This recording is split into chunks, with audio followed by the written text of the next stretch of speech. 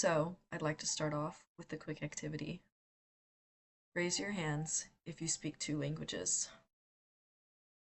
Now, keep your hands raised if you've ever heard someone say that learning two languages is confusing for kids, or that it might slow them down in school, or even make learning harder. Now, what if I told you that a lot of people genuinely believe that being bilingual is bad for children?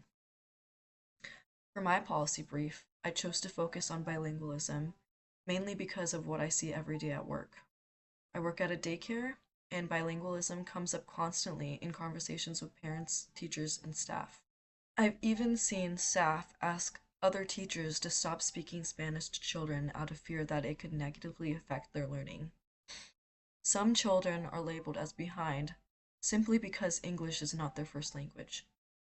Seeing this made me want to understand what is actually happening, not just what people assume is happening. So I looked into the research, and what I found may surprise those who think otherwise.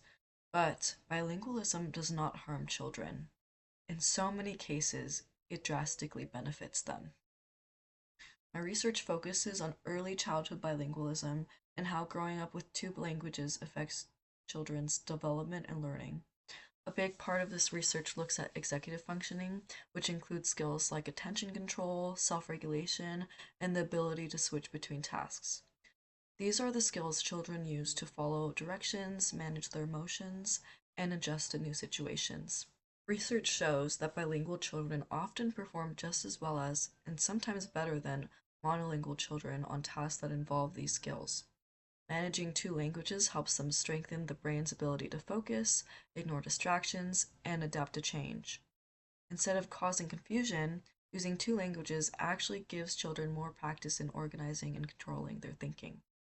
Another important finding is that bilingualism does not delay language development. While bilingual children might mix languages early on, this is a normal part of learning and not a sign of confusion. Over time, they learn when and how to use each language appropriately.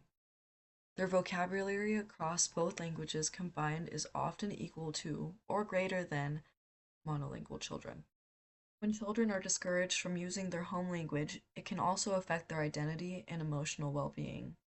Language is deeply tied to culture, family, and belonging. Asking children or teachers to just speak English can send a message that is part of who they are is unacceptable. This can impact their confidence and their connection to school. Because of this, a policy brief argues for supporting bilingualism in early childhood settings instead of limiting it. Schools and child care centers should encourage children to speak and develop both languages. Teachers should be trained to understand bilingual development and to see bilingualism as a strength, not a problem. Ultimately, bilingualism is not something children need to get over. It is something that should be protected and supported. The research is clear. Bilingualism does not hurt children.